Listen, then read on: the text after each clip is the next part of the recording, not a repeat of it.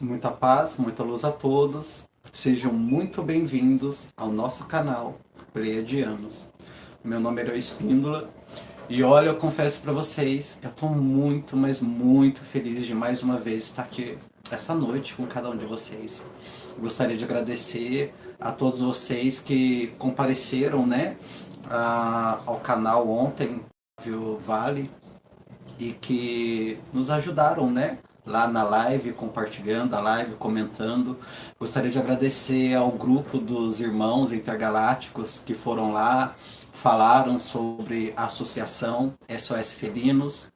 E hoje nós iremos falar, né, uma canalização, na realidade, como eu sempre digo, de Quail, que é canalizado pelo Lee Carroll, e a tradução de Gustavo Amorim. E o título dessa mensagem é Viemos das Estrelas, o coro de Avalon. Bom, mas antes disso eu quero dizer como é maravilhoso estar em casa. E quando eu digo maravilhoso estar em casa, eu estou me referindo aqui ao nosso canal, a esse canal aqui onde nós estamos agora nesse momento, que tem apenas um ano só, esse canal. Sou somente eu que administro esse canal sozinho, ou seja, eu sou cabeleireiro, eu cuido de tudo a esse espaço aqui, esse espaço que nós criamos, esse espaço onde pelo menos aqui as pessoas, vocês, as pessoas são respeitadas, esse espaço onde eu não admito de forma alguma nenhum tipo de desrespeito, seja comigo ou seja com os convidados, né, que vêm aqui. Alguns convidados já vieram aqui, algumas pessoas já vieram aqui. Então, eu agradeço muito. Sabe aquela sensação gostosa de quando a gente viaja, a gente vai para casa de outra pessoa, é legal, é bom, mas depois nós retornamos para a nossa casa, nós voltamos para a nossa casa e nós percebemos que, talvez por mais humilde que seja a nossa casa, talvez nossa casa não seja tão grande quanto a casa do outro, mas é a nossa casa, é o nosso lar. E esse aqui é, sem dúvida nenhuma, a nossa casa e o nosso lar. Bom, então, vamos começar, né? Saudações, meus queridos. Eu sou Quaio, do Serviço Magnético. Para aqueles que estão ouvindo,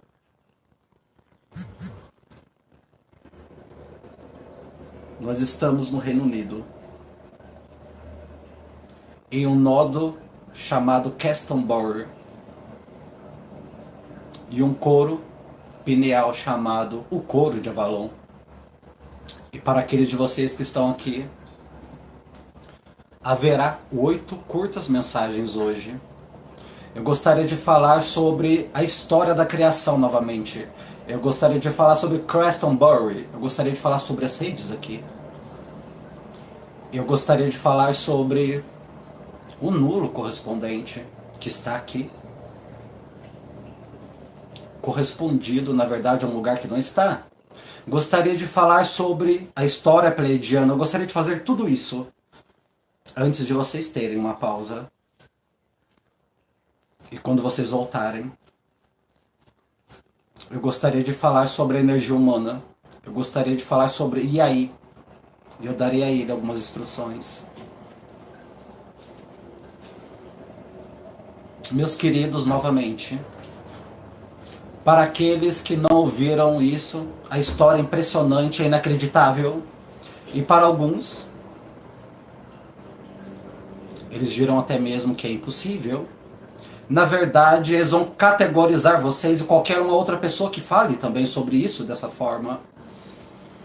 Eu quero falar sobre o milagre que aconteceu há aproximadamente 200 mil anos atrás, que preparou o palco para tudo que vocês veem aqui mesmo, na sua cadeira ou na sua casa. Vocês vieram das estrelas, e eu posso dizer de forma mais clara do que isso. Mas o que mais vocês esperariam o canalizador dizer? Vocês vieram das estrelas. E conta todas as probabilidades de todas as outras histórias, de todos os outros lugares sagrados que você pode ir. Vocês vieram das estrelas. E foram os pleiadianos, que vieram literalmente e mudaram o seu projeto biológico, aquilo que é o seu DNA. Esses pleiadianos, parem de chamá-los de ETs. Eles são super-humanos e eles são humanos, assim como vocês. De um outro ponto da galáxia, das 7 irmãs, eles vieram com um propósito para semear esse planeta com sacralidade. Se eles não tivessem vindo, meus queridos, vocês seriam apenas outros mamíferos. Vocês nunca procurariam por aquilo que seria o Criador. Isso não ocorreria a vocês. Por mais elevada que seja a sua civilização, que fosse a tecnologia, vocês nunca procurariam o Criador. E isso vem da semente no seu interior, que procura por aquelas coisas que vocês não podem explicar, que está criada por todo o planeta para buscar Deus. E este foi o papel pleiadiano, mas no processo, nos primeiros 100 mil anos, eles prepararam o palco. Eles criaram os nodos e os nulos, que nós discutiremos. Eles criaram as redes do planeta, que nós também discutiremos agora. E ao mesmo tempo, eles estavam mudando o seu DNA. Alguns dirão bem. E isso é o que é responsável por vocês terem 23 pares de cromossomo ao invés de 24. Isso não está exatamente correto. Sim, vocês têm 23. Daquilo que vocês podem observar no seu microscópico, meus queridos pleiadianos nunca retirarão a base de vocês. Vocês têm 24 cromossomos. Mas o 24º é um multidimensional, que é uma representação de tudo aquilo que é o seu akasha, que é a sua alma e o seu eu superior, a avenida da oração. É a avenida da pineal. É tudo aquilo que permite a vocês se comunicarem como vocês estão fazendo hoje. Esse é o 24º. Vocês são diferentes. Vocês são diferentes de qualquer mamífero abaixo de vocês, e a ciência já viu isso. Vocês são diferentes de tantas outras formas. Há apenas um tipo de ser humano ao invés de variedade. A ciência não compreende. Porque há apenas um tipo de humano. Porque vocês mudaram há 200 mil anos atrás, eu direi. Isso vem das estrelas. A profecia conta a história.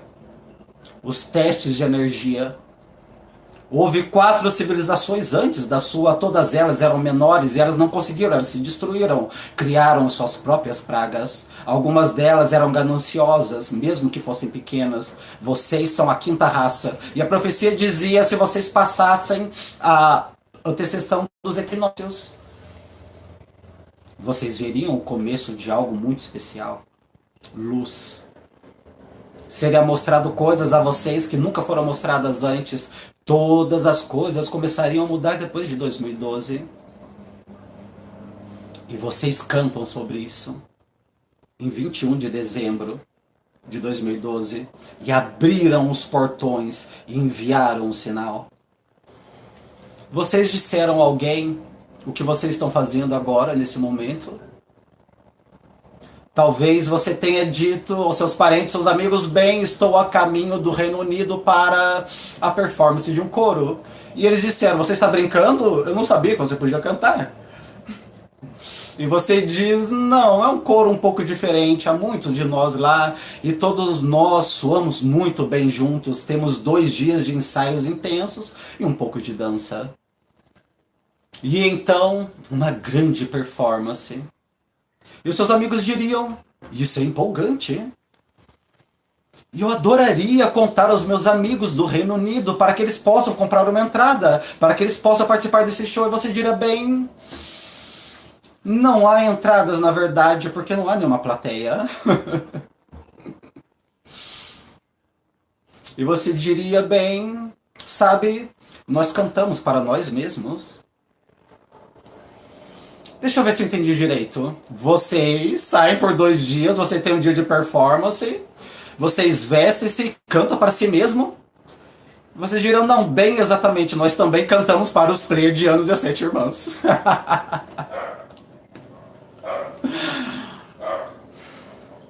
E os seus amigos ficam em silêncio nesse momento. E lentamente eles se afastam de vocês. Eu finalizarei essa curta mensagem. Há 40 mil anos atrás houve uma civilização nesse planeta. chamados aborígenes. Eles tinham 12 atributos dos pontos centrais de uma civilização, todos eles. Eles têm estado aqui por 40 mil anos. Se você perguntar a eles como eles chegaram aqui, e eles falarão sobre a aterrissagem dos Pleiadianos, eles falaram onde eles foram, quanto tempo eles ficaram, eles dirão que eles estão lá até mesmo hoje, através de uma linha de canções secretas de 3.000 milhas, e eles apresentam uma história idêntica a essa que eu acabei de dar a vocês. Isso não está sequestrado para algumas pessoas que vocês chamam de os Illuminatis. Esse é o evento mundial, por milhares que sabem a verdade sobre isso. É a sua cultura moderna que frequentemente se coloca no caminho da verdade e da energia de Gaia. Mas vocês estão aqui hoje para enviar esse sinal para aqueles que prepararam o palco. E eu voltarei. Meus queridos, e nós nesse momento nós continuamos. A história de que os Pleiadianos fizeram nesse planeta é magnífico. Parte dela é conhecida, parte dela é desconhecida, parte dela será revelada. E tudo que eles fizeram foi com sacralidade para vocês. Esses super-humanos, o que os tornou super, é que eles contêm aquilo que é o status de ascensão, significando que eles estão em seus planetas. Eles têm uma consciência muito elevada e evoluíram também dentro dos seus eu superiores. E eles também são um pacote de consciência multidimensional, vocês poderiam dizer, que vieram para esse planeta, que vieram semear vocês e dar essa mesma consciência, essa história de Gaia, levemente diferente do que te contaram. E o que eles fizeram, além de simplesmente alterar vocês como humanos, para colocar em vocês um trio da sacralidade, da compreensão da luz e da escuridão com livre-arbítrio, o que eles fizeram primeiro foi alinhar esse planeta de tal forma que é para vocês.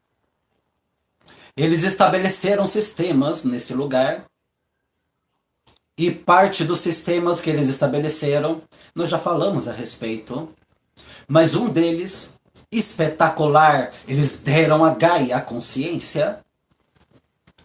Você pode caminhar ao ar livre nas florestas, na beleza dos lagos, das correntes de águas dos oceanos e pensar que sempre foi assim, esse sentimento terno. Não, nem sempre foi assim. E esse sentimento que vocês têm, abraçadores de árvores, foi dado pelos Pleiadianos. Isto é a consciência de Gaia.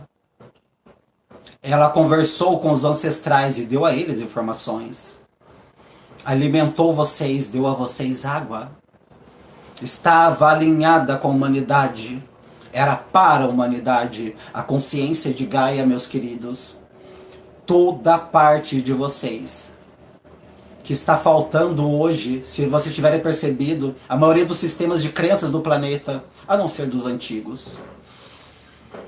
Nós dissemos antes, já é tempo de retornar ao reconhecimento de que a Terra é parte da divindade e parte de vocês. É uma entidade cooperativa com vocês e trabalha lado a lado com vocês.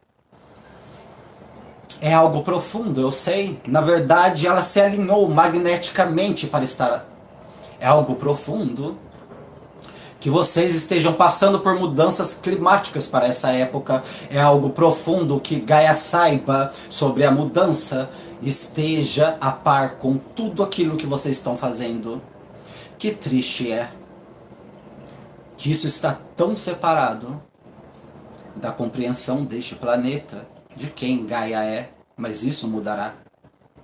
Isso mudará conforme vocês revelam os ancestrais e parte de seus conhecimentos, de suas crenças, e perceberem quão profundos e acurados eles eram. Todos os hinos que vocês cantam, as músicas, são parte do alinhamento, não somente com as estrelas, mas da consciência humana, porque afeta os nódulos e os nulos. Nós falaremos sobre isso daqui a pouco.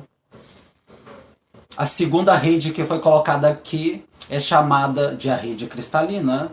A rede cristalina é invisível, é uma rede multidimensional que se lembra da ação humana e ela é cristalina porque vocês sabem que o que é cristalino é uma pedra, uma substância, um elemento, chame como vocês quiserem, pois é tudo isso que se lembra, que sustenta uma frequência. Talvez a cristalina seja até mesmo multidimensional, e isso está para ser descoberto, mas a rede cristalina então é uma metáfora para uma rede que se lembra, e essa rede em particular não é uniforme no planeta da mesma forma que a rede magnética não é. A rede magnética, ela foi modificada apenas para vocês nos anos 80 e nós dissemos isso para permitir a uma consciência mais elevada, mesmo para permitir que os nulos passassem para onde eles estão indo, precisava ser dessa forma um alinhamento total com o que foi estabelecido pelos pleiadianos. E eu falarei sobre a rede cristalina. Os nodos e os nulos são recentes, meus queridos. Tem apenas 7 anos de idade em seu conhecimento, mas eles têm 200 mil anos de idade na realidade. Eles foram colocados aqui caso vocês conseguissem. E vocês conseguiram. Eu quero que vocês compreendam que eu trouxe o conhecimento dos nodos e dos nulos por volta de 2012, que foi parte do motivo de eu estar aqui. A consciência de Quarion. Esse é um segredo revelado que os pleiadianos colocaram aqui para vocês. Há outros, e quando vocês chegarem àquele lugar na consciência humana, eles também serão revelados, mas os nodos e os nulos são tão importantes, e vocês começaram com um na Lemúria, já estava correspondido. Haviam 2 que já estavam correspondidos e os restos das correspondências conforme vocês foram equiparando da consciência humana do dia. E eu dei a eles um a um. E eu explicarei por que eles correspondem. E eu farei isso em um momento. Os nodos e os nulos, vocês poderiam dizer, foram colocados aqui para uma consciência acelerada. Vocês passaram esse marcador, enviaram um sinal e a consciência humana começa a mudar. Mas ela não muda como ela costumava mudar, de forma muito lenta. Ela muda rapidamente se cada um de vocês tiverem percebido no noticiário, por exemplo, das coisas que estão acontecendo, no Yang, no Elivi, do bem e do mal. E vocês não sabem onde estão, não é? Os nodos e os nulos são totalmente responsáveis. Eles empurram e puxam. Vocês poderiam dizer que eles são bons em empurrar aquilo que é dramaticamente bom e retirar aquilo que é velho, que não é tão bom. E isto é necessário para isso, para serem ativados. A cápsula do tempo, elas não contêm nada. Que tal isso para uma cápsula do tempo? O que elas contêm é um sistema, é um processo, é um mecanismo. E quando foi o tempo certo, ela se abriu. Vocês estão em uma agora. E eu contarei um momento entre essa, que é Glastonbury. Vocês tiveram tantas. Vocês estiveram na Lemúria. Vocês estiveram em Shasta. Vocês estiveram em Bururu. E agora aqui estão em vocês, em Glastonbury.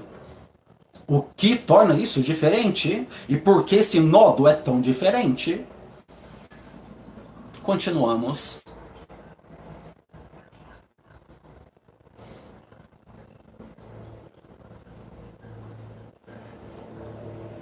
Meus queridos, essa é a terceira mensagem curta.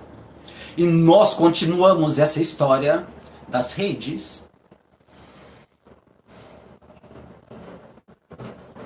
Cada simples rede que foi colocada sobre esse planeta.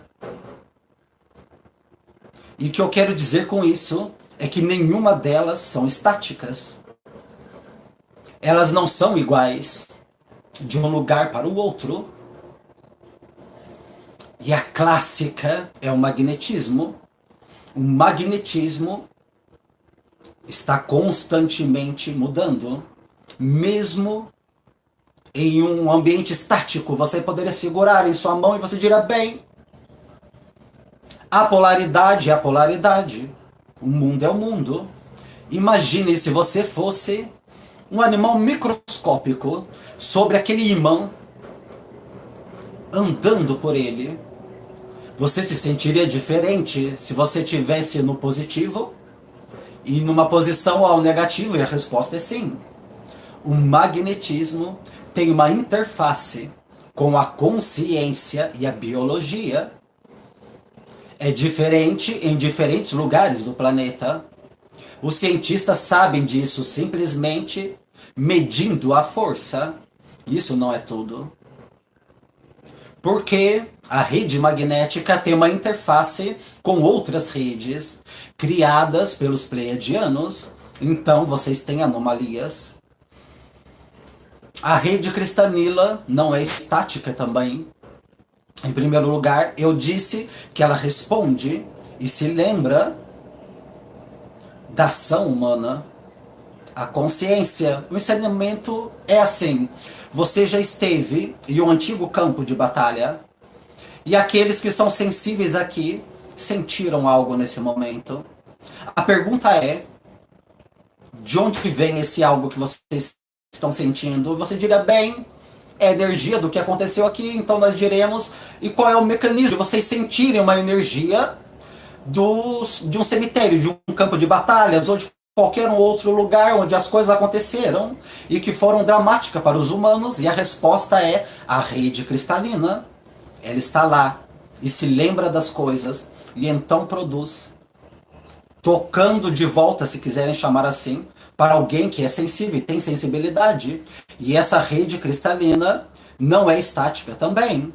Há momentos e lugares aonde ela é mais poderosa e outras menos poderosas. Agora vocês ouviram isso corretamente? Há momentos e lugares. Vocês ficariam chocados em saber que a mesma rede cristalina é variável de acordo com as estações e os alinhamentos dos planetas. Todas essas redes movem-se energeticamente e têm interfaces em diferentes tempos e lugares. Agora adicione a rede de Gaia, a qual falamos, a própria energia da Terra. Há lugares onde ela é mais forte, meus queridos, onde vocês sentirão o impacto muito maior do amor de Gaia do que em outros lugares. A maioria de vocês nunca esteve no Polo Norte, não é? Não é muito bom lá. O magnetismo não é muito bom. A rede cristalina, não há nada para se lembrar. Este é um exemplo. Não é o mesmo onde quer que vocês vão. Há um tempo atrás eu disse a vocês sobre algo próximo daqui, que agora é compreendido por aqueles que querem acreditar nessas coisas. Eu disse que havia uma anomalia que está próxima e que existe em parte do que agora vocês chamam de Irlanda. As anomalias são muito parecidas com aquelas que ocorrem no Triângulo das Bermudas, que há uma sobreposição que neutraliza certas redes. Uma delas, que é completamente neutralizada, é a rede cristalina. A rede de Gaia também está faltando até certo ponto. E o resultado é que, nestes lugares anômalos, ele está livre para deixar vocês verem e sentirem coisas que nos outros lugares eles nunca permitiriam a vocês ver ou sentir. Há tradição por centenas de anos das fadas, do povo pequenino, das formas multidimensionais, dos devas das florestas. Existiram por tanto tempo, centenas de anos.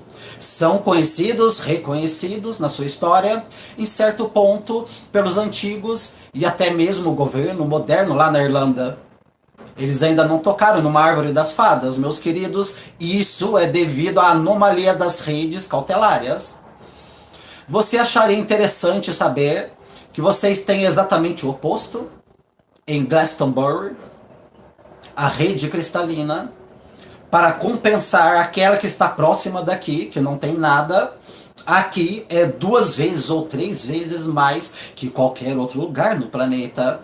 Agora, se é verdade que a rede cristalina está ligada à consciência humana, isso significaria que aqui e próximo daqui também, talvez toda a ilha amplificaria a consciência.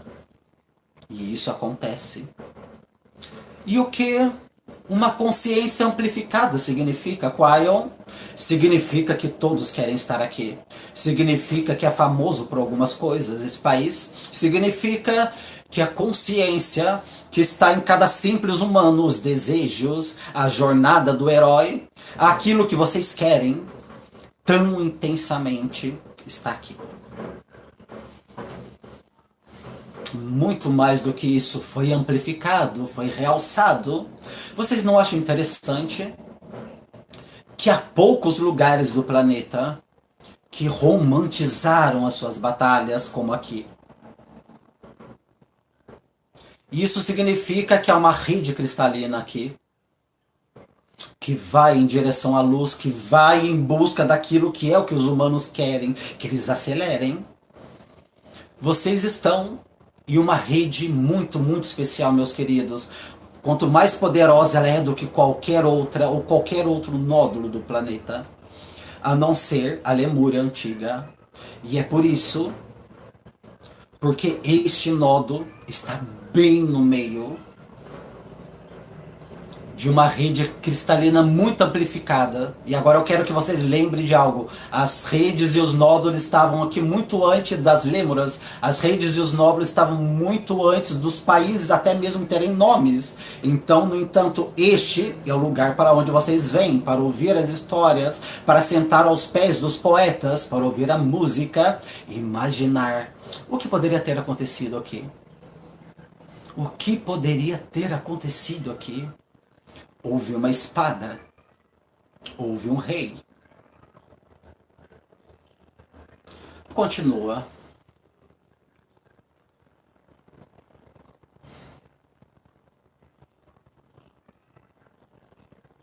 E esta é a 4ª mensagem.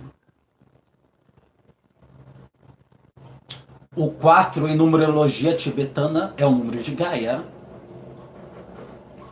Que isso não se perca em nenhum de vocês com o tema que está à mão. Realmente é a respeito de Gaia, a respeito das redes, se interfaceiam com a de Gaia. Como eu poderia começar isso?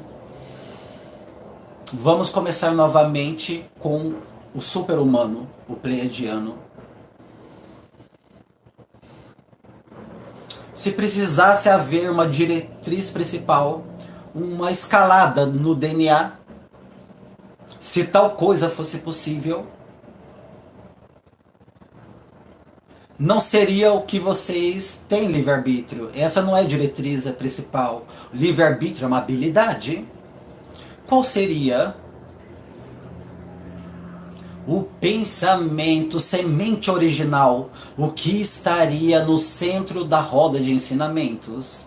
Que os pleiadianos gostariam que todos os humanos lembrassem por toda a duração da humanidade nesse planeta. E o que seria isso? E eu direi a vocês que vocês nascem magníficos.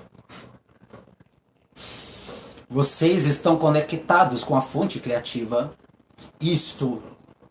Esta é a diretiva principal. E ao longo das eras, meus queridos, não importa o que a humanidade tenha feito, não importa onde a consciência vai por si mesma com livre-arbítrio, a diretiva principal ainda está lá. Vocês são magníficos. Vocês podem fazer qualquer coisa. Vocês podem conectar-se com aquilo que é a fonte da criação e construir um planeta que é um planeta de luz, se vocês quiserem. E o que isso tem a ver com Glastonbury? Tudo. Porque neste lugar O que é mais forte é essa rede que amplifica a diretiva principal, a jornada do herói. Nós já dissemos isso tantas vezes, este herói é a diretiva principal. Vocês sabem quem vocês são. Cada mulher, cada homem tem as fantasias de ser um herói, uma heroína e ter o respeito de conquistar o abominável, de permanecer de cabeça erguida. Vocês acham que isso é apenas um acaso? Isso não é da natureza humana, meus queridos. Isso vem dos super-humanos, que deu a vocês aquela fagulha de conhecimento de que vocês nasceram neste planeta magníficos. E então a magnificência da história é realçada e realçada e realçada. Desde que meu parceiro me trouxe para essa terra chamada Europa, algumas semanas atrás, eu dei 30 canalizações. As últimas 16 contém essa história que eu estou narrando agora. Está lá para vocês ouvirem, se vocês quiserem rever. E eu não revelei toda ela nesse momento. Mas eu falei sobre aquilo que é a taça. Aquilo que vocês chamam de grau. Eu falei sobre a ceia na sala de cima. Eu falei sobre Jesus. Vamos continuar isso por um momento. Eu quero que vocês saibam. Que há uma bela história que parece ser não contada. Jesus veio aqui. Com certeza ele não teria perdido isso. Vocês chamam a esse de os anos faltantes de Jesus. Eles não estavam faltando, eles apenas eram chatos. Tudo que vocês se lembram são 2 elementos. Muito bons. Nascimento e morte, é isso. E tudo que está entre eles, quem sabe? Na verdade, está bem documentado, está sim nos pergaminhos. E não está escrito em suas escrituras, que está nas suas mãos. Vocês podem decidir por quê. Mas ele veio aqui. E eu disse que ele veio aqui com seu tio José. Ele veio aqui 3 vezes nesse país. Em uma outra realidade, meus queridos. Em uma outra verdade, em uma outra dimensão, meus queridos. Este é o lugar onde ele gostaria até mesmo de viver. Longe dos romanos, se eles pudessem. Sim, eles vieram aqui também. Ele amava aqui esse país. Por que o mestre do amor seria tão atraído para esse lugar, para ter vindo repentinamente sobre o disfarce de querer comercializar? Ele estava no negócio de comércio com seu tio José, a substância sendo importada para a Palestina. Ele sentiu o amor aqui, ele sentiu a jornada do herói aqui, muito antes dele perceber qual poderia ser a sua própria jornada, qual pudesse ser qualquer ceia na sala de cima. Ele estava aqui na Europa, se encaixa na mística de tudo que é, nas lendas que circulam aqui, e nós vamos começar. Poesia era a forma de comunicar aventuras nos tempos antigos. Diferente dos romances que vocês têm hoje, a poesia é o que continha as maiores aventuras da humanidade. E aquela nessa civilização que vocês mais se lembram viria de Homero. E se vocês começarem a analisar a história de Jasão, vocês veem os elementos da jornada do herói. Um ser humano, homem e mulher, precisa conquistar forças sobrenaturais para poder salvar aquilo que é sua realidade. E na jornada do herói, eles reúnem aquilo que são seus amigos, seus associados, aqueles que têm mentalidade similar, aqueles que querem estar com eles pelos mesmos motivos. E em sua jornada do herói, eles encontram coisas que testarão a sua dualidade e a sua força. E ele sempre tem um mago. Cada uma dessas jornadas. Agora o mago sempre representa a magia da magnificência. Cada simples humano, em cada história mágica que já foi contada neste planeta, que tem durado, sempre tem um mago. Vocês começam a atualizar isso. E vocês pensam sobre a história, ou as histórias, ou as múltiplas histórias contadas das lendas do Rei Arthur.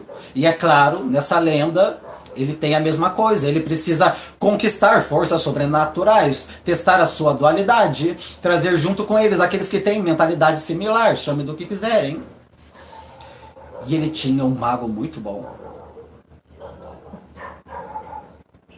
Saltando adiante, próximo da sua época, vocês têm o Senhor dos Anéis, não é? E nessa história, que nem sempre foi uma trilogia, nessa história do Senhor dos Anéis, você tem Frodo, que sai para conquistar forças sobrenaturais com seus amigos. Havia uma espada e um mago. O que aconteceu com Luke Skywalker? O mago dele era deste tamaninho.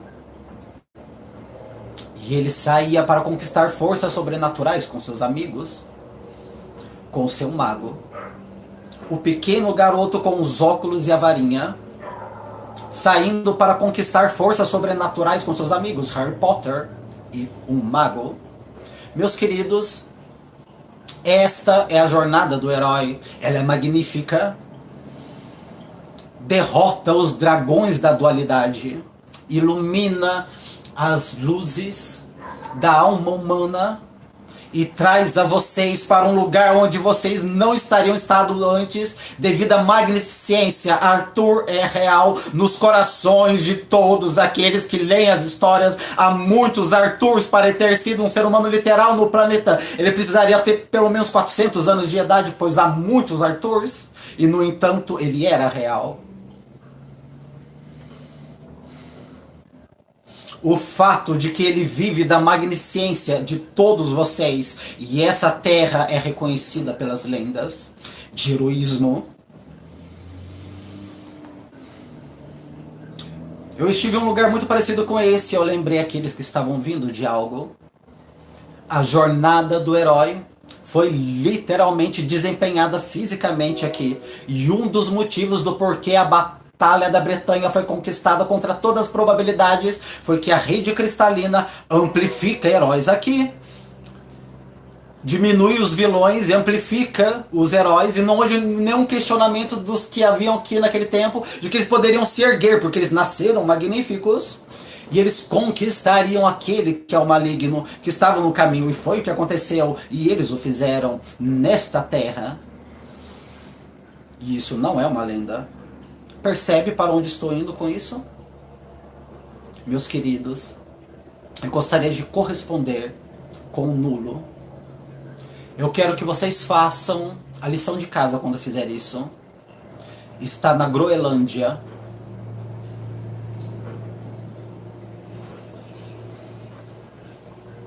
E o nulo é Granbjorkr.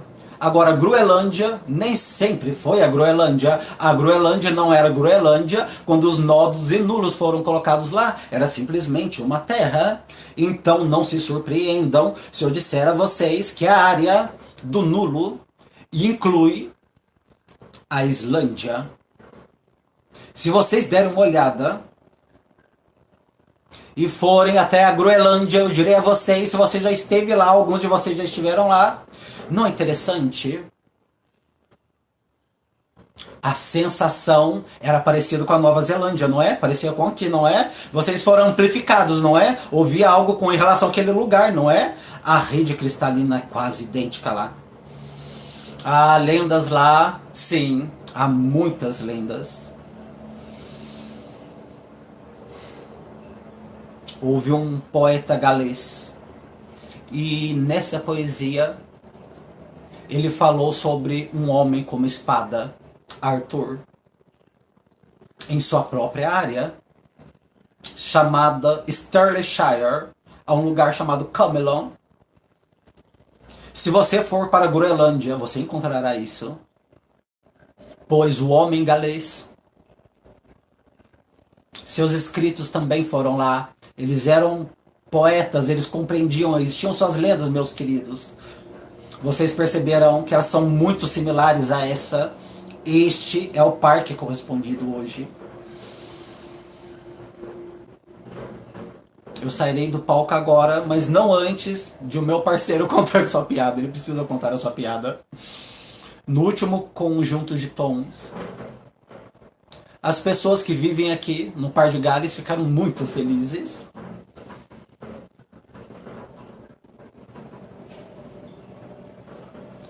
Saudações, meus queridos.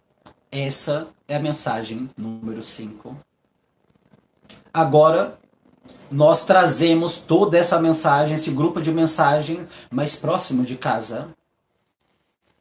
A casa de Iai. Agora eu quero falar com vocês a respeito da Lemúria, para aqueles que não viram isso.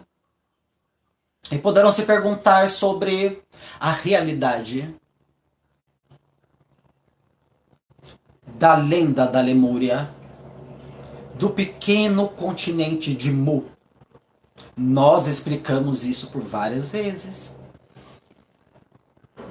É suficiente dizer que não há nenhum continente perdido. Foram as ilhas havaianas empurradas para cima pelo magma por milhares de anos. Se tornou uma montanha em si mesma. Elas são as montanhas mais altas do planeta. Então, ela regrediu. E esse foi o mesmo mecanismo que aconteceu há milhões de anos atrás, no lugar que vocês chamam de Yellowstone. Mas este era um nódulo, e um nódulo importante. A Lemúria era a casa dos super-humanos, um de muitos nodos, a qual eles produziram e permaneceram e ensinaram sobre ele. Mas este era especial, porque era Islã, e literalmente por milhares de anos, os humanos vinham e iam em um ensinamento sem interferência de qualquer outro lugar, para que tivesse o ensinamento mais puro pelo tempo mais longo.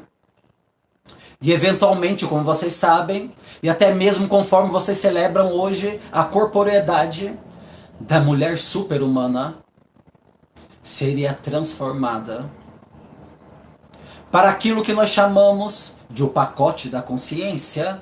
Falarei mais sobre isso daqui a um momento. O que nós dissemos a vocês a respeito de Iauí é isso. É que ele era um sacerdote lemuriano. Ele era o filho de uma pleiadiana, de uma mãe pleiadiana. Seu pai era humano. E isso, meus queridos, este é o cenário para tudo. Parte do processo da semeadura é que a mãe carregava, e ao longo do período de um tempo, o DNA então se transformaria e se tornaria o que vocês têm hoje. Demoraram milhares de anos antes da Lemúria se tornar a Lemúria.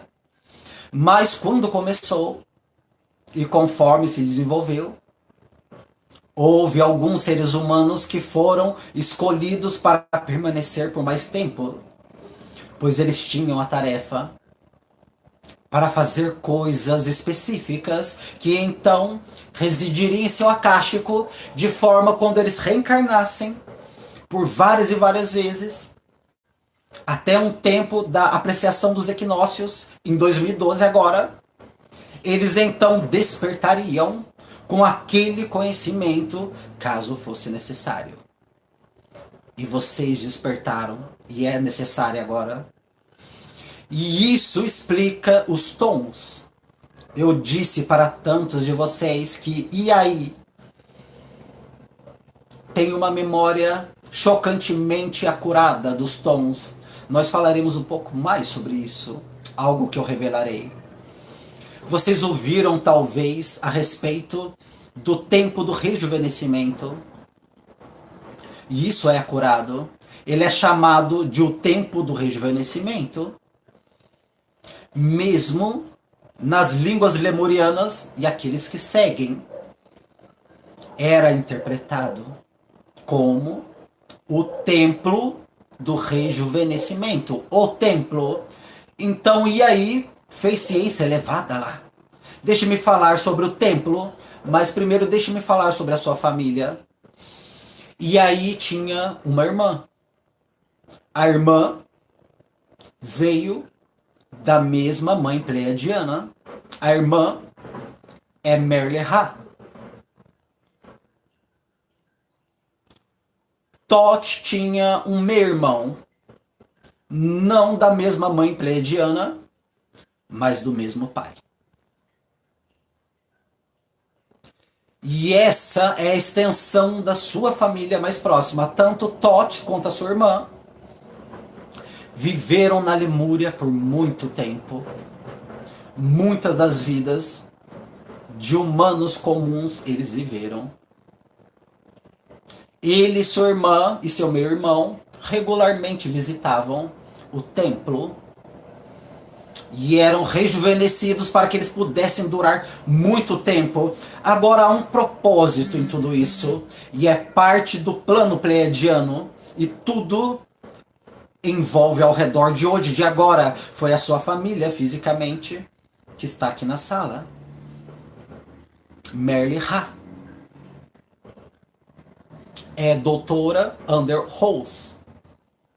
Seu meio-irmão está diante de vocês, ao microfone.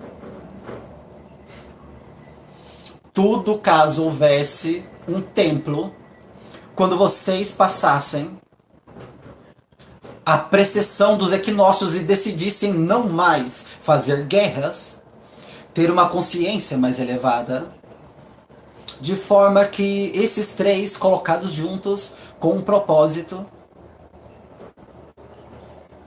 continuariam as suas tarefas como vocês veem agora. Merle-Ha recebeu a tarefa com uma xamã, e a xamã seria aquilo que são as mulheres da terra. As mulheres eram as xamãs. Elas eram as xamãs porque elas eram as professoras da divindade, da roda de ensinamentos, porque elas têm a compaixão, elas tinham equipamento, que é elevar a intuição, criar as crianças e todas essas coisas. Só faz sentido que as mulheres seriam aquelas que ensinavam a divindade para as crianças. Nós dissemos no encontro da Irmandade Lemuriana, não havia competição. Os homens não queriam ser o que as mulheres eram, eles apreciavam os papéis que todos eles desempenhavam, o que ajudava na vida. Eles não cobriam as responsabilidades dos outros da mesma forma como os homens não queriam dar à luz. E nós já dissemos isso várias vezes. Não é o que é hoje. E uma sociedade que compete, quer que todos sejam mesmo iguais, como naquela época era equilibrado e era correto. E as mulheres eram as xamãs. E então ela tinha a tarefa de lembrar-se do ensinamento xamânico Thoth. E ele estava sendo reservado para algo mais. Dois elementos que vocês deveriam saber, e o primeiro é esse.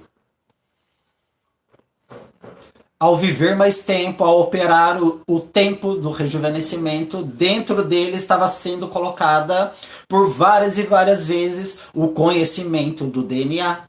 Como ele funcionava, o que acontece com o rejuvenescimento, todas essas coisas, naquela época, estava sendo repetidas e repetidas e repetidas, mas isso não é tudo. Porque um lugar científico que rejuvenesce a vida seria um templo. Você subiria lá para adorar Thoth? Não. E aí estava no centro daquilo? Não. O templo foi construído pelos pleiadianos. Houve muitos nos últimos anos.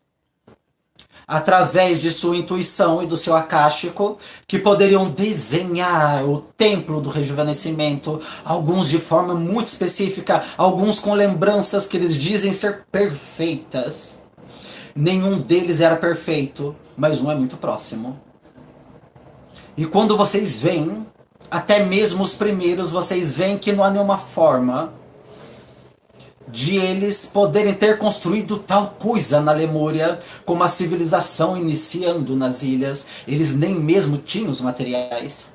Foi construído pelos Pleiadianos, desenhado pelos Pleiadianos. E naquele lugar é aonde eles adoravam. Vocês realmente acham que uma raça graduada, conectada com a divindade, não teriam seus lugares onde eles cantariam? O fato de estarem no lugar certo, no momento certo, fazendo a coisa correta e sendo visto como bons pelo Criador primordial, num toque tão profundo com aquele eu superior que eles carregaram para nós e deram para nós, aquelas mães estelares, aquelas super-humanas, eles se reuniam e cantavam. E o que vocês acham que eles cantavam? Os tons. Várias e várias vezes. E adivinhe quem estava vivendo lá? E aí? Ele precisava ouvi-los várias e várias vezes. Nenhum outro humano ouviu a majestosidade disso. Nenhum outro humano carrega com ele as canções das estrelas. Então, a lembrança dele dessas coisas que agora ele entrega a vocês foi implantada ao longo de vidas, quando ele estava lá no topo daquela montanha fazendo a ciência. Nós dissemos que é frio lá. E isso permitia a ciência ser realizada. Havia muito calor lá também para ele, porque ele estava em um vulcão. E havia rochas que, quando tinham fendas e aquecidas, ofereciam oxigênio. Ele tinha tudo o que precisava. Ele não precisava descer a montanha. A água da chuva, comida, seu meu irmão trazia acima da montanha regularmente. Eu estou aqui hoje dizendo a vocês que o meu irmão dele ainda se pergunta por que ele precisava entregar comida o tempo todo para o seu meu irmão. Ele não gosta de sentir frio. Essa história que eu queria que vocês ouvissem, é por isso que Iai sabe o que ele sabe e se lembra do que ele se lembra. O templo construído pelo povo das estrelas, as irmãs, belo em sua arquitetura, refletindo aquilo com que estavam acostumados a adorar. Era um templo que também realizava rejuvenescimento, e isso encaixa alguma das peças conforme vocês se aproximam de uma verdade maior de que vocês realmente estão fazendo, e a mais.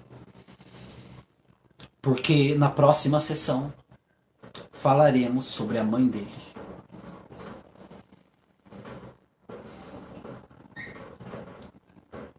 Saudações, meus queridos, eu sou Cryo, do Serviço Magnético. E essa é a mensagem número 6.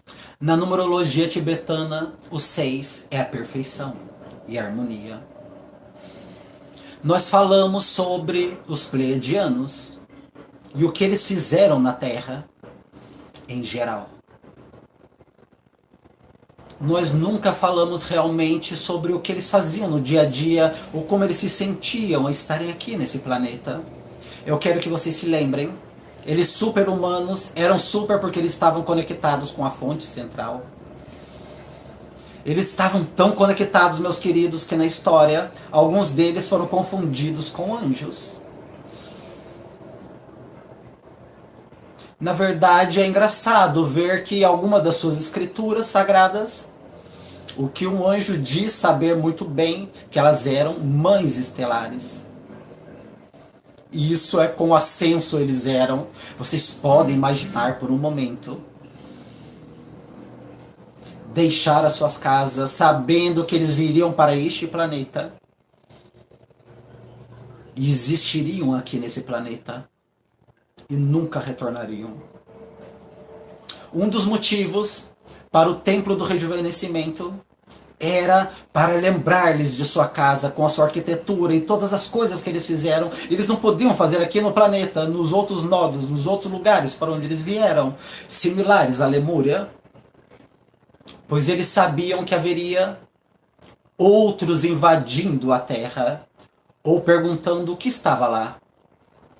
E eles colocaram no topo de uma montanha tão alto que humanos comuns nunca visitariam, de forma que eles poderiam estar em paz. Meus queridos, o compromisso deles era com vocês, e ainda é. O corpo humano, mesmo o corpo do super-humano, tem limites. E você poderia pensar que um pleiadiano, com tudo que eles são interdimensionalmente, poderiam sustentar um corpo biológico, literalmente para sempre. E não é assim. Há um limite para a conectividade corporal, até mesmo para um pleiadiano.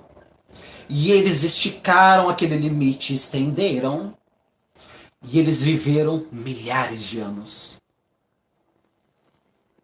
para chegar a um tempo quando eles diriam adeus. A última vez, no último coro, eu pedi a Iai para se lembrar. Uma canção de despedida, os tons que foram cantados.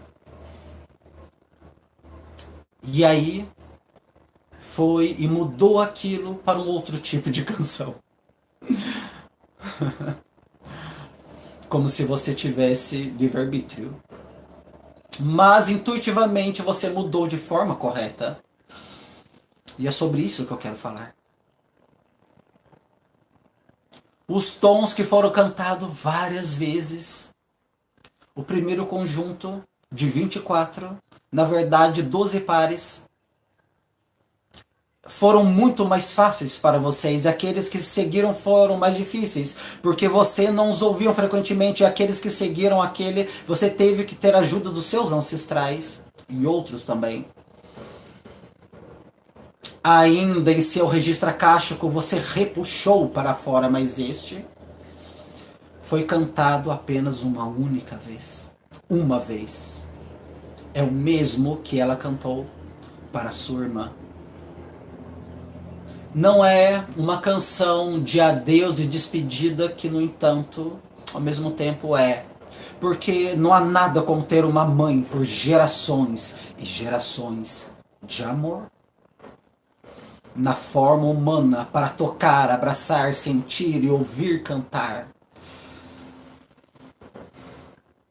A canção que vocês ouvirão mais tarde é de transformação, de ascensão. Onde ela passou de um corpo humano, muito humano, para uma consciência encapsulada. Isso marca o fim da Lemúria, pois os professores não eram mais capazes de ensinar corporalmente, e eles precisaram mover-se para outros nós. As pessoas perguntaram por que é que elas não permaneceram neste que era o lugar original do ensinamento, e a resposta é que algumas delas ficaram, mas meus queridos, ela fundou para que uma fração do que é, não tinha majestosidade de quando era Lemúria, e ainda é sentido lá, e muitos de vocês estiveram lá e sentiram isso. Mas a tarefa do pleiadiano era ir para outros nodos onde a maioria da humanidade estaria, pois eles influenciam os ensinamentos e eles continuariam.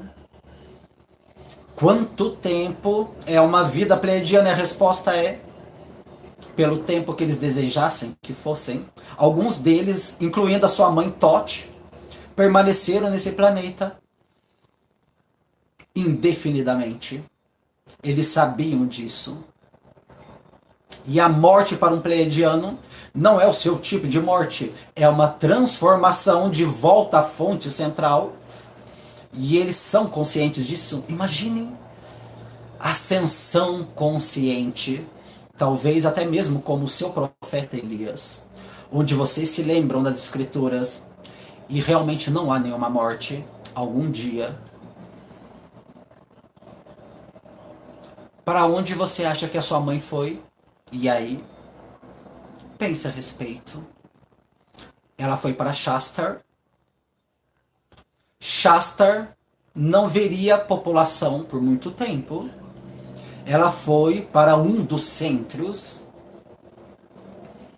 da população europeia, que hoje é chamado de Glastonbury. E um momento ou dois, vocês cantaram uma canção que representa aquilo que não é uma despedida, mas uma transição. E agora que estão vocês com o coro cantando as suas canções. E conforme vocês cantam, ela chega para que vocês se encontrem com a sua mãe. Ela ainda está aqui. Honre esse momento. Melihá, ela ainda está aqui. Honre o momento. Isso é demais para vocês acreditarem? Vocês acreditam em anjos? Vocês acreditam na divindade que criou a sua própria alma e seu próprio ser? É possível. Pois Lemúria, de Lemúria, ela veio para Glastonbury e esperou até 2018 para isto. O oitavo coro.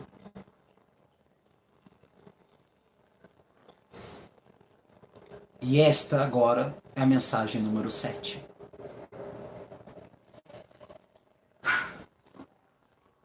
Estas são, na verdade, instruções para o mentor. No passado, e aí nós fizemos com que você se sentasse na cadeira e hoje não é necessário, mas você pode compreender essas instruções junto com os outros. E de fato, isto envolve o outro conjunto. Sempre envolve. Deixe-me retornar. Os tons que foram criados por 6 anos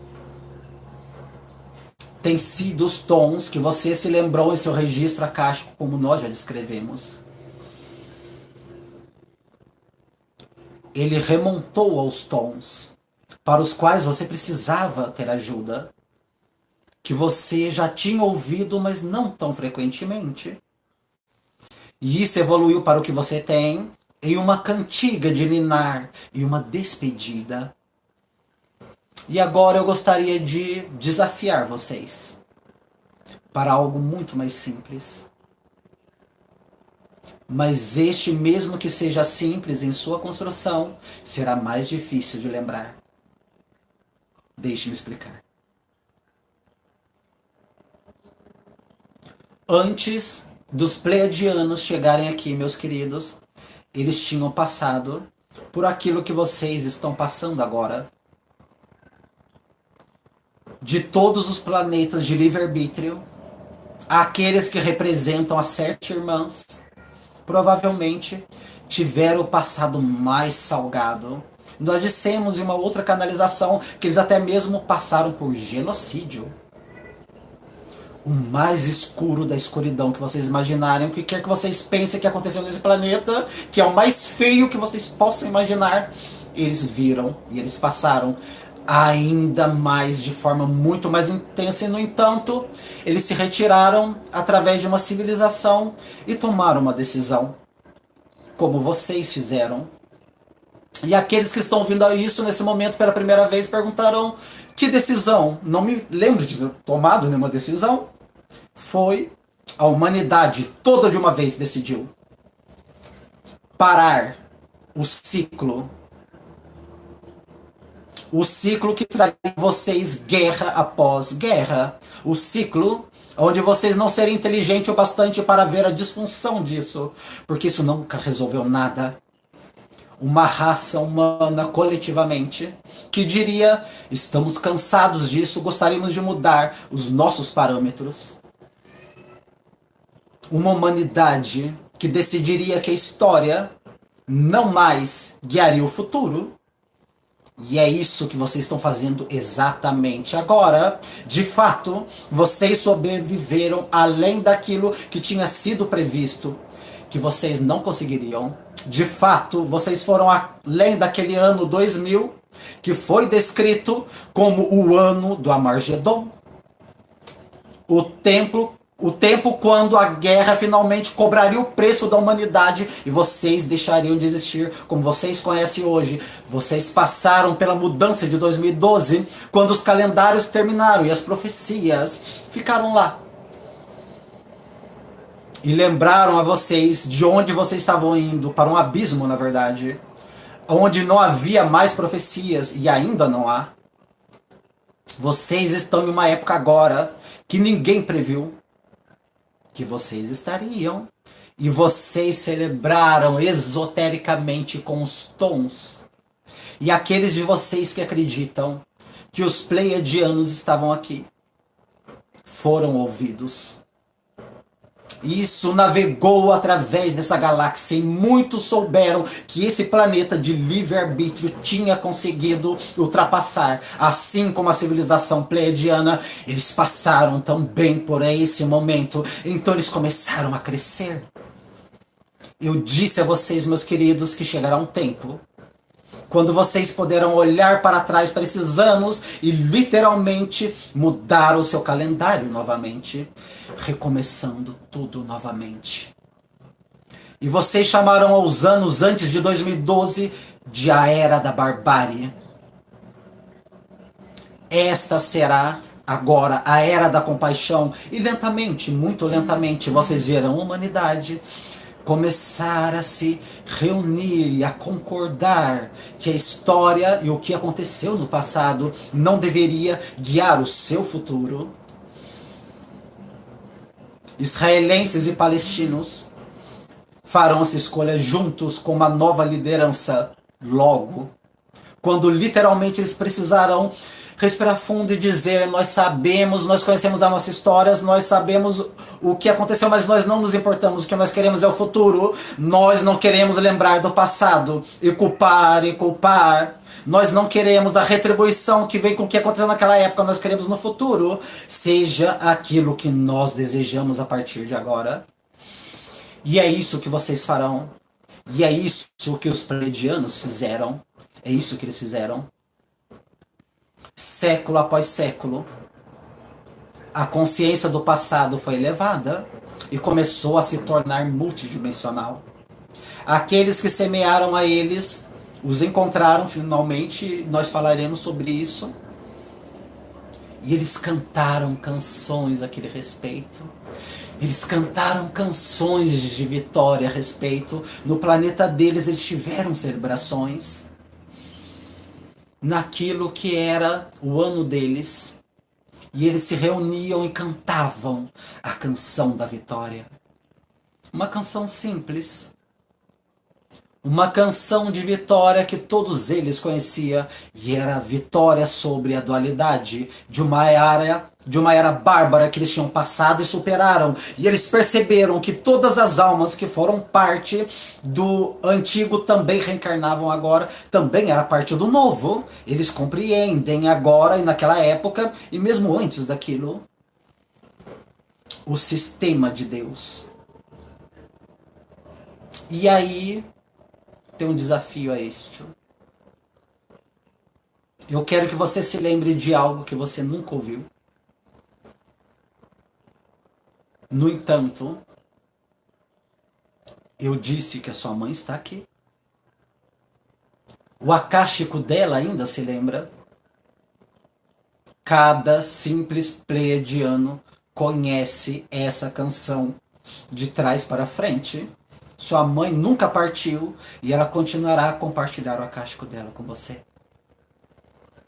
Você e os ancestrais, os diretores, podem surgir com isto. E provavelmente será chocantemente acurado. Deixe-me contar-lhes a respeito desta canção de vitória. pois eu farei agora algo que eu nunca fiz anteriormente. Eu darei a vocês os atributos dos tons, pois vocês estão imitando algo que é tão profundamente pleiadiano. E eles conhecem a canção. Assim como os outros, será um tom cantado com o outro. É um par, apenas um par. E aqui está o desafio. Faça de forma simples, com 17 e 24. De forma que possa haver aqueles que poderão cantá-lo, sem nunca ter participado de um coro, porque eles ouviram apenas uma ou duas vezes. Tão simples como Ia-Io. Tão memorável como, por exemplo, sim. Aqui estão os atributos e os significados. Essa é uma canção onde a dualidade encontra a unidade. É a celebração da conquista da dualidade na unidade. Da dualidade para unidade. Da dualidade para unidade. É uma canção de vitória sobre a escuridão, onde a dualidade começa a não existir mais, mas com livre-arbítrio ela se torna um com todas as coisas. Os atributos dos tons são esses. Dois tons simples, cantados um contra o outro, mas em 3 lugares dentro da série do cantar. Vocês chegam a um verdadeiro misto. Deixe-me definir o uníssono. O uníssono é a mesma nota da música, cantada por ambos os lados, também com os mesmos sons idênticos de ambos os lados. Acontece 3 vezes dentro dessa série, representando a dualidade chegando à unidade, a dualidade chegando à unidade, a dualidade chegando à unidade, e a última vez, quando ele chega à unidade, será o fim. Eu quero que vocês se lembrem do fim desta canção, porque o fim é heróico. Ele não termina de forma suave, doutor. Ele termina com um grito de vitória, em uníssono, a mesma letra, as mesmas notas. Os pleiadianos a conhecem muito bem, e realmente está lá no acástico de sua mãe, e ela está aqui, celebrando quem você se tornou, quem a sua irmã se tornou. Ela está aqui pela próxima sessão para que ela possa ser parte, até mesmo daquela canção de transição que ela cantou para vocês uma vez. Imagine, ela agora é parte de algo de tanto tempo atrás que vocês estão celebrando a respeito dela nesse momento. Esta canção virá de forma mais fácil do que você pensa. Heróica, simples, fácil. E você nunca ouviu.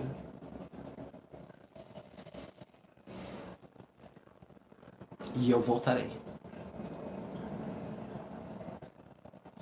Meus queridos, e essa é a mensagem 8. Eu gostaria que todos vocês fechassem os seus olhos. Eu quero que vocês visualizem algo comigo. Eu quero que vocês visualizem uma noite e um estádio gigante. E há um burburinho na multidão. Um estádio que é imenso, enorme. Vocês não podem ver claramente os participantes, mas o estádio está lotado. Eles parecem estar na escuridão, mas você pode ver pontos de luz. E cada um deles como se ele estivesse sustentando um fósforo, algo muito comum em alguns concertos que vocês têm. Os fósforos estão acesos, pontos de luz, e ao invés de milhares, há dezenas de milhares. E no meio desse estádio, no próprio centro, há um holofote que é o mais brilhante que poderia ser. E no solo, que o holofote ilumina, há uma rocha com uma espada nela. Há um burburinho. O ar fresco da noite está lá. Você pode senti-lo. mas não há som de vento. A rocha e a espada têm estado lá por muito tempo. Elas têm nomes dessas coisas.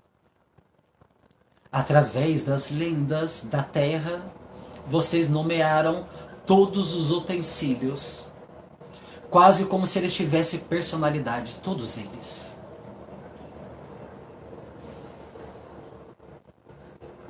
A rocha tem um nome, e o nome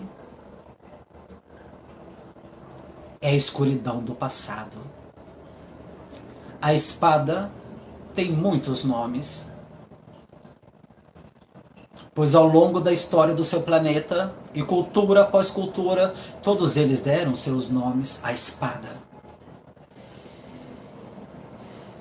Neste lugar chamado Blastoburg, a espada é bem conhecida e é a Excalibur, com uma personalidade própria e um mestre próprio, que não podia ser destruída, mas ela está encravada na rocha. Como a lenda diz, o único que podia retirá-la da rocha é aquele que era destinado a isso, com energia e um pouco de magia. E naquele indivíduo, então aquele indivíduo vem caminhando para o meio lentamente. O holofote move-se por um momento conforme o indivíduo se aproxima com o propósito da rocha.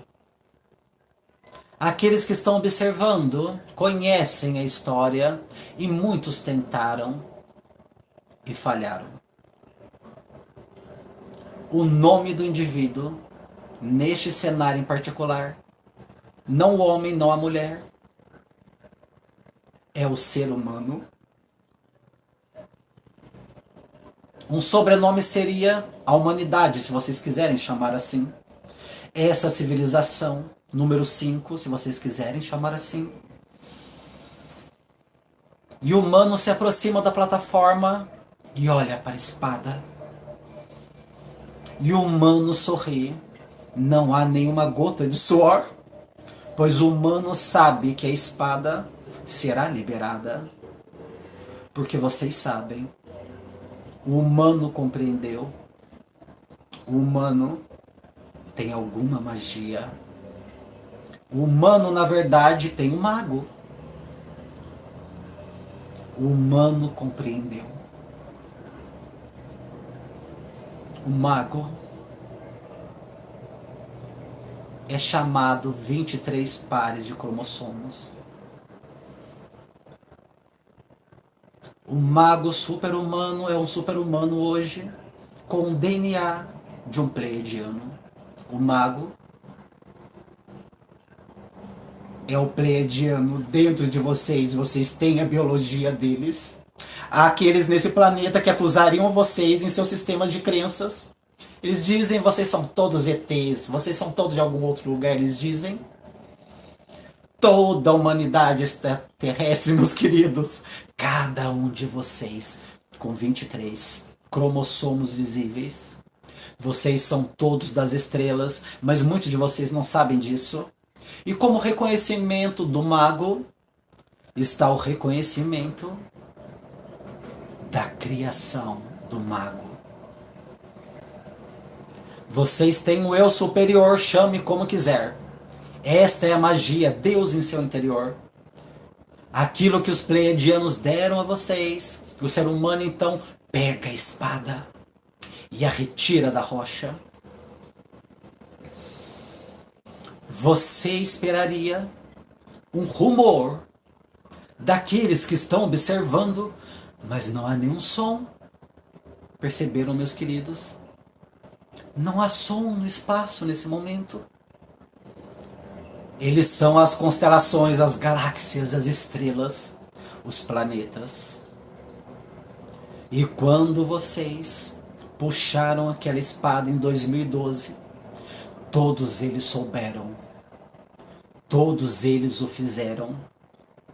Então vocês cantaram uma canção conforme vocês empunharam a espada bem alto. E algumas das canções foram Iaiou e outras não. É por isso que vocês estão aqui, meus queridos. Esta é a jornada do herói completa, meus queridos. E não é o fim da humanidade, não é o fim da história, é a completude apenas da primeira parte. A batalha contra a escuridão é uma que agora vocês começaram com uma luz que vocês não tinham antes, ou com um mago que vocês não percebiam que tinham antes, e com seus camaradas, seus amigos, sua família de luz, vocês prevalecerão, assim como aqueles que vieram antes de vocês, em outros planetas, em outras épocas. Vocês poderão dizer, isso é dramático demais, Cryon. É mesmo?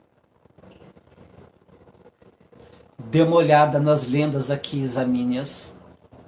Dê uma olhada nessas jornadas de todos os heróis e examine o romance, a dor daquela vitória, a profundidade, a elegância, que é sua na verdade. O nome da espada, conhecida por tantos de forma diferente, é Paz na Terra. A cidade da montanha, a Nova Jerusalém. A espada tem muitos nomes e eles são todos belos. E todos eles representam o que vocês estão fazendo agora.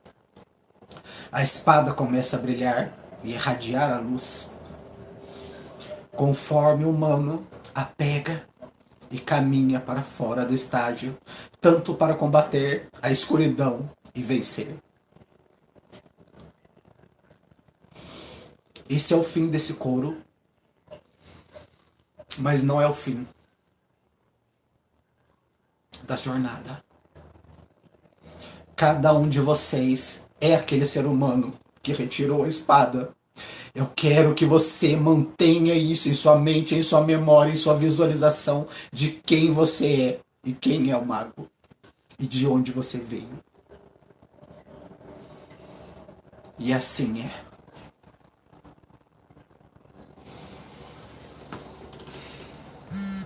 Gratidão, meus queridos, cada um de vocês que nos acompanharam até aqui. Gratidão à energia de Cryon. Gratidão a Liquer. Gratidão a Gustavo Amorim. Gratidão aos pleiadianos. Gratidão ao nosso Deus interior.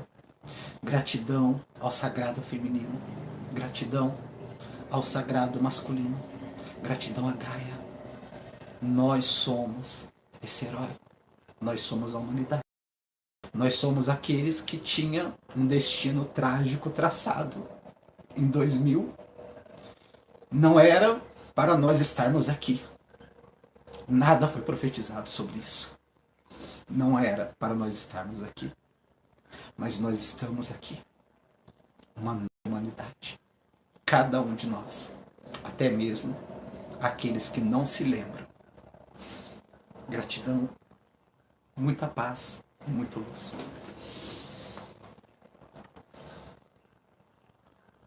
A cada um de vocês.